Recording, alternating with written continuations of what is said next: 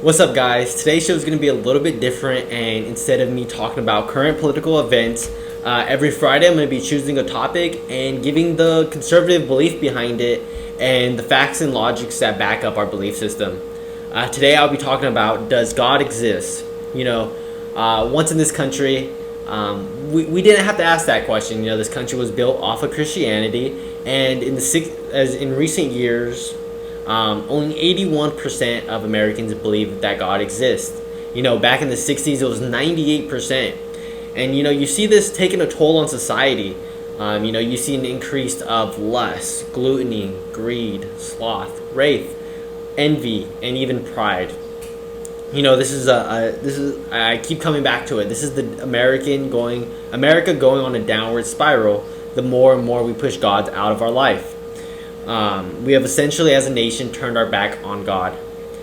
There's a book, it's a really good read, proving the existence of God through reason. So it's not just telling you, believe in God, just read the Bible and you'll believe. It's giving actual logical reasoning behind why a God has to exist.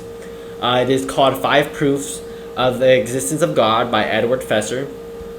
And basically, what I'm going to be reading is a summary of what I've gotten from the book and example of each of these arguments that the existence of God is there. And so the first one's going to be the Aristotelian. I'm saying that completely wrong.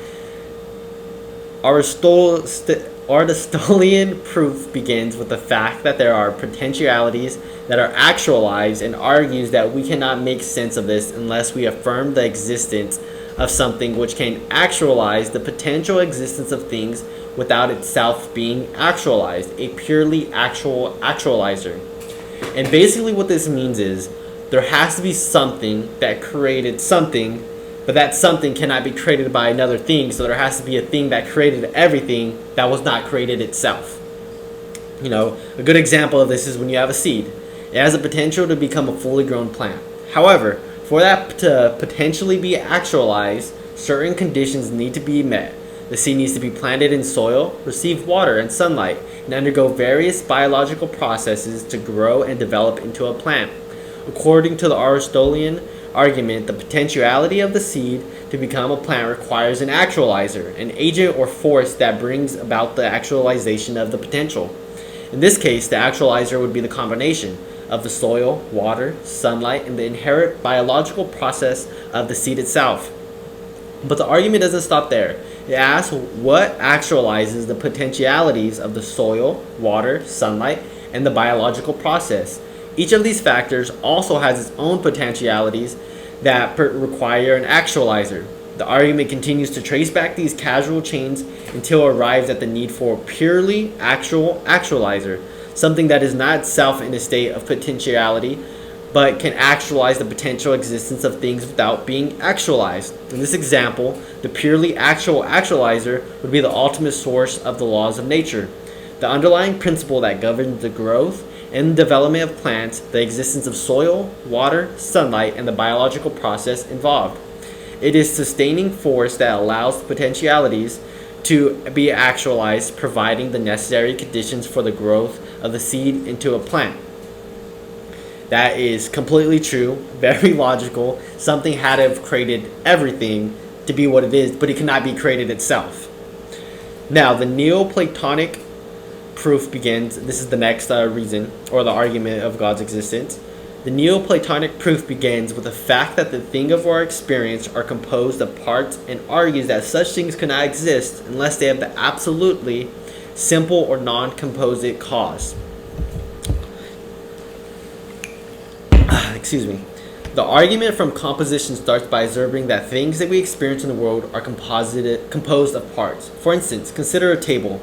A table is composed of legs, a tabletop, screws, nails, and various other components. These parts come together to form the whole entity that we can recognize as a table. This means there must be a God that created these components that are above these components. The argument then posits that these composite things, such as a table, cannot exist unless they have a cause that is absolutely simple or non-composite.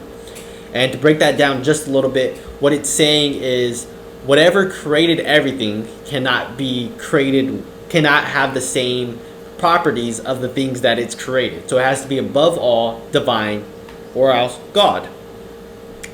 Now, the next argument. The Augustinian proof begins with the fact that there are abstract objects, like universals, propositions, numbers, and possible worlds, and argues that these must exist as ideas in a defined intellect. A good example of this would be the concept of mathematical truths. Mathematical truths such as the Pythagorean theorem or the concept of prime numbers are considered to be abstract objects. They exist as timeless and universal principles that are not dependent on any particular instantiation in the physical world. According to the Augustinian proof, these mathematical truths as abstract objects find their existence and intelligibility in the divine intellect. They are seen as ideas or thoughts within the mind of God. God's intellect serves as the foundation that gives these abstract objects their ontological status and their capacity to be apprehended by human intellects. The Augustinian proof emphasizes the connection between abstract objects and a divine intellect, positing that the existence and intelligibility of these abstract entities find their ultimate explanation in the mind of God. It seeks to reconcile the existence of abstract objects with the theological framework and highlights the role of divine intellect in accounting their existence and significance. So what this is saying is there's absolute truths, right? It is the absolute truth that 2 plus 2 equals 4 is an absolute truth. This is true across all times and histories and everywhere in the world. Now, there had to be something to create that truth that is above, and that would be God.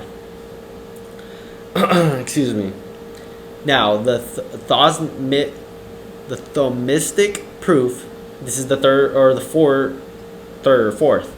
This is the fourth proof of God's existence.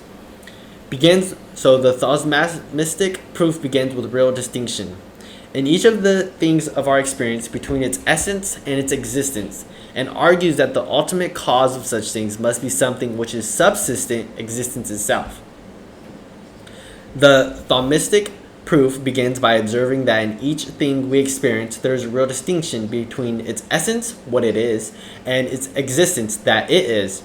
The essence refers to the nature or defining characteristics of things, while existence refers to the actual being or the fact that it exists.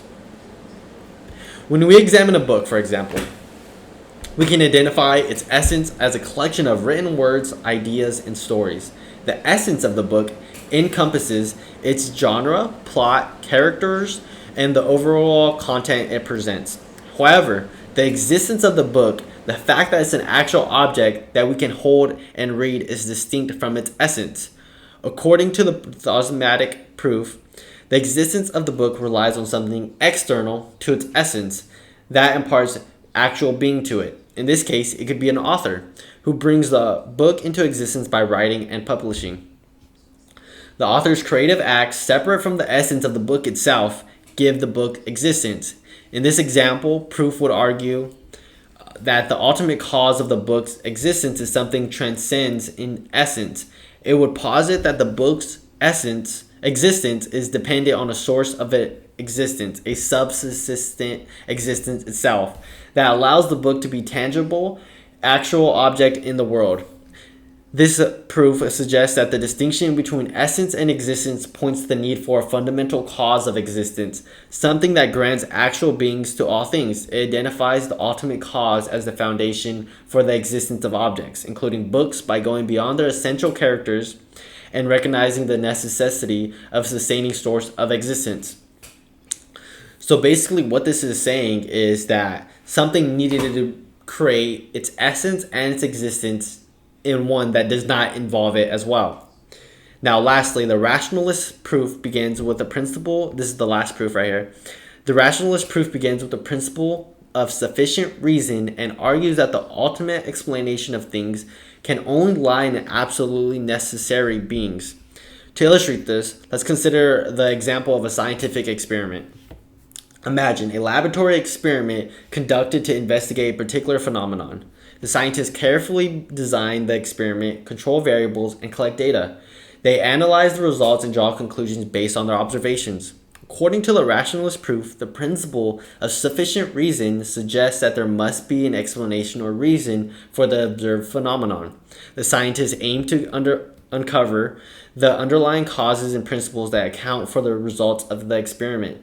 They seek to identify the necessary conditions, laws of nature, or causal factors that explain why the phenomenon occurs. However, the argument posits that this process of seeking explanation and causes cannot continue indefinitely. It claims that there must be an ultimate, absolutely necessary being or cause that provides the final and complete explanation for all things. This necessary being is seen as the foundation and ultimate reason for the existence of order and intelligibility of the universe. That's all 5 reasons from this book, and I think it does an amazing job of giving the reason why God exists with reason and logic. I highly recommend you guys checking out the book and reading it for your guys' selves. But that's all I have for today.